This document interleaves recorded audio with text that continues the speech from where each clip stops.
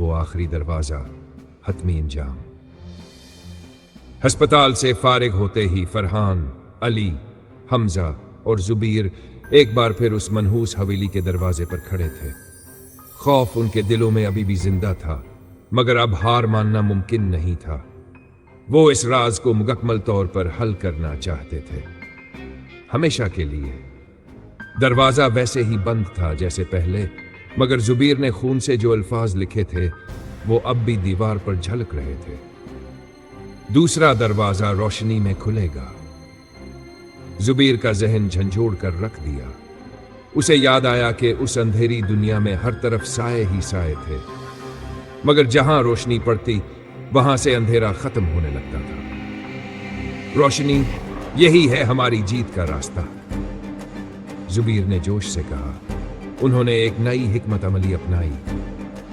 تیل کے چراغوں کی روشنی میں وہ حویلی کے اندر بڑھے، دل زور زور سے دھڑک رہے تھے۔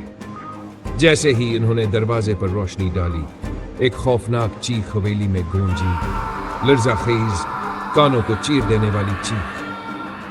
دروازہ خود بخود کھلنے لگا، جیسے کسی نے اسے طاقت سے دھکیل دیا ہو۔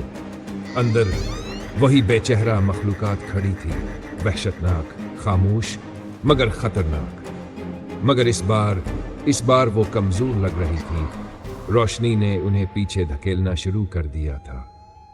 زبیر نے لرزتے ہاتھوں سے وہی الفاظ زمین پر کندہ کیے جو پہلے اس نے خون سے لکھے تھے، ہم روشنی کے وارث ہیں، اندھیرا ہمارا مقدر نہیں۔ اچانک سب کچھ ہلنے لگا، ایک زلزلہ سا آیا، چیخیں مزید بلند ہو گئی، جیسے کوئی ناقابل برداشت اذیت میں ہو۔ مخلوقات تحلیل ہونے لگے، ان کے وجود ہوا میں بکھرنے لگے، اور پھر سامنے ایک اور دروازہ نمودار ہوا، روشن، چمکدار، امید بھری روشنی میں نہایا ہوا۔ یہی ہے ہمارا راستہ، دوڑو، فرحان چلایا۔ انہوں نے دروازے میں قدم رکھا اور اگلے ہی لمحے وہ چاروں حویلی کے باہر اپنے گاؤں کی زمین پر کھڑے تھے۔ سب کچھ نارمل تھا، مگر کچھ مختلف بھی۔ اگلی صبح وہ دروازہ ہمیشہ کے لیے غائب ہو چکا تھا۔ حویلی اب ویران نہیں تھی، بلکہ سورج کی روشنی میں جگمگا رہی تھی، جیسے وہ کبھی منحوس تھی ہی نہیں۔ زبیر نے لمبی سانس لی، چہرے پر ایک فاتحانہ مسکراہٹ آئی، اور اس نے آسمان کی طرف دیکھ کر کہا، ہم نے اندھیرے کو شکست دے دی، اب کوئی اور شکار نہیں ہوگا۔